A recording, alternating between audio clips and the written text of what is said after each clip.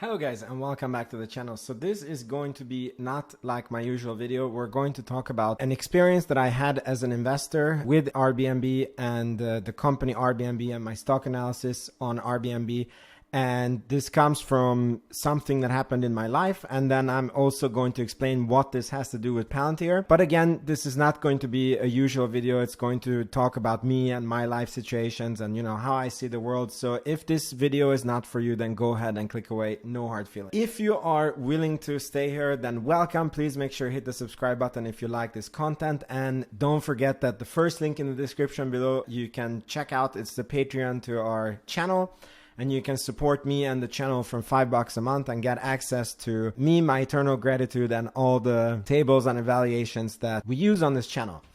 All right, so let's begin this video. As you know, my two favorite companies are Palantir and Tesla, and this is the two companies that I've invested in on the stock market. And then I have my radar out on a few other companies, and I do videos on these when I feel like I have done enough research on them. And AirBNB was one of these companies. And I watched so many videos of this company and read a lot of analysis, and they actually looked like a monopoly. And I wrote this in my thesis also, that they seem to have a monopoly and they are a marketplace. The good thing with marketplaces is, even Peter Thiel talks about this in his 0 to 1 book, that marketplaces are fantastic monopolies because the more people, for example, in Airbnb's case, the more tourists that are looking, the more valuable it becomes for people who want to list their apartments, because there is a lot of people looking there. And then the more people list their apartments, the more valuable it becomes to tourists, because anywhere you go, you will find a place to stay. So this is called network effects.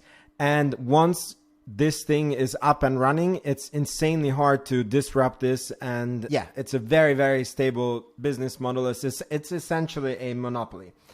So this was a big part of my AirBNB thesis. And I did conclude in this thesis that they were still way overvalued.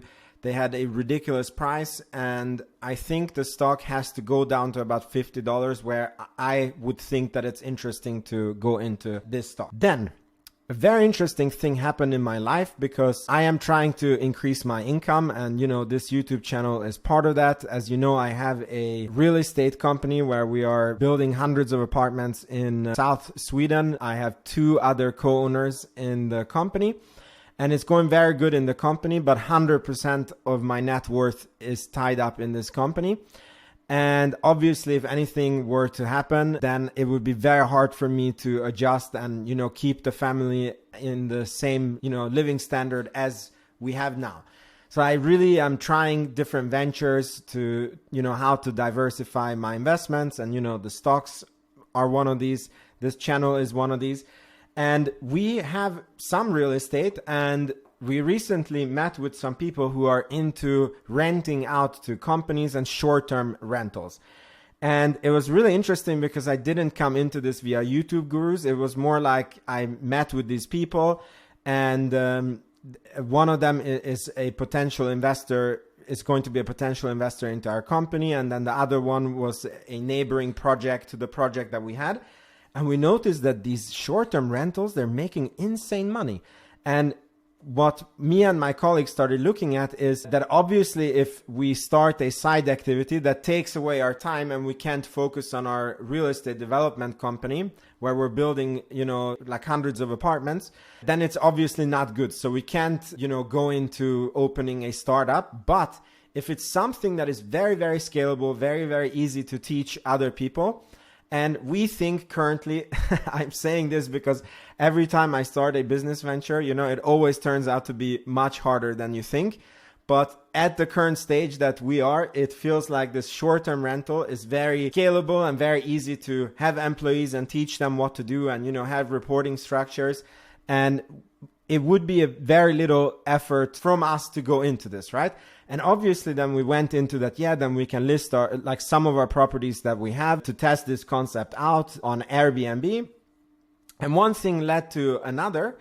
And then I found that there is a lot of platforms like Airbnb, and one of them is actually insanely big, which is Booking.com. I'm sure you have heard about this. And I was shocked that they were only for hotels. Maybe you're shocked that they opened up and they are like a total competitor to Airbnb now, because what they did is they had only hotel reservations, but they opened up in their website that even if you have apartment, I mean, you can list whatever now on Booking.com. And I realized, oh my God, in the tech world, when you don't have a really clear moat, it's essentially you take a programmer and you can disrupt almost anybody's business. And it was shocking to me that I thought that we have a monopoly in this Airbnb, and it's so easy to become an actual viable competitor to them. Obviously, this is a very special case, and I believe that this Booking.com and Airbnb might be like a duopoly or whatever you call it. It's when you have two monopolies in an industry, not like one, and then you have like very small other players.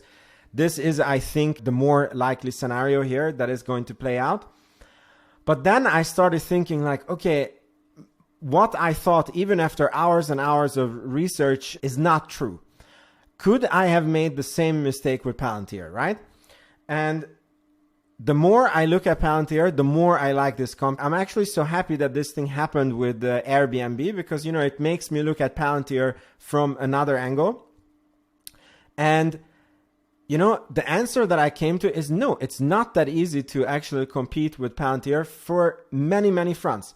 One of them is to develop the product. It takes you probably a good 10 years. This was said by, you know, Alex Karp. It was said by multiple other programmers that I watched on YouTube, and, you know, I believe them. So, you know, while for Booking.com, all they had to do is, you know, when you do a listing, instead of saying like, are you a hotel? Are you a hostel? They added categories. So are you renting your own apartment? And, you know, and then just by adding these categories, immediately they became a direct competitor. So for someone to compete with Palantir, they not only have to go through these 10 years, they also have to get enough capital to survive that time. And then Palantir has this very special go-to strategy that not a lot of people talk about, actually. And that is that they go to, you know, the top dogs in all the industries, and they are best used in consortiums. Meaning that when groups of companies use them, like that's when they are most in their element and the best use cases for Palantir.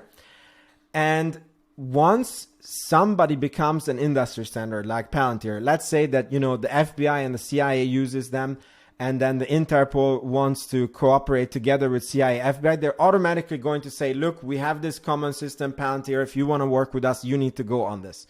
And then let's say then you have the Interpol, the CIA, the FBI, and then, you know, the European police wants to work with all four.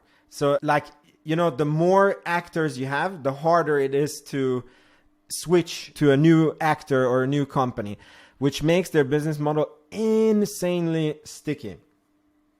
So it's very interesting that doesn't matter. I've done hundreds and hundreds, if not thousands of hours of research on Palantir. And the more I look at it, the more I like the company.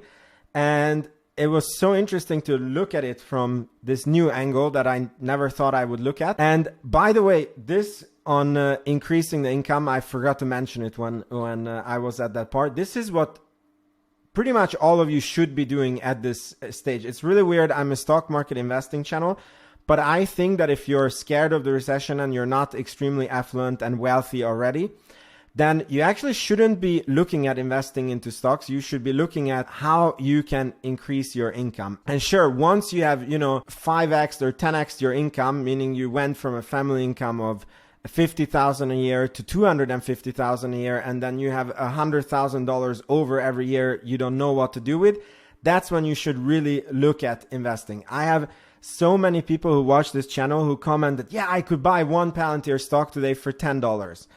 And honestly, I think that these people would be better off buying, you know, self-help books or, you know, doing something where they can increase their income. I did other videos about this. And it's just, it's a bit funny that I am a stock market channel, but I think that for majority of the people, investing in the stock market should not be their priority. They should be investing in themselves and making sure that they can, you know, save over $100,000 to $200,000 to $300,000 a year.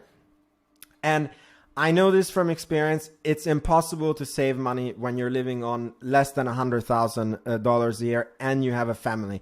And sure, maybe you're able to save, you know, $10,000 a year or something, but that is really not going to get you anywhere in the investment world. So the best advice for these recessionary times is work on increasing your income, and then invest those income into fantastic companies that you have researched, and you know, where you have had your thesis and you have double and triple checked your thesis from every angle. You know, DCA into those companies, invest in the long term, and that will be probably one of the best decisions that you made in your life. So thank you so much for watching. This was a bit of a different video. Let me know if you liked it, and comment below if you want to know about my journey outside of stock market. I might make more videos on this. In any case, thank you so much for watching, and I will see you in the next video. Ciao, ciao.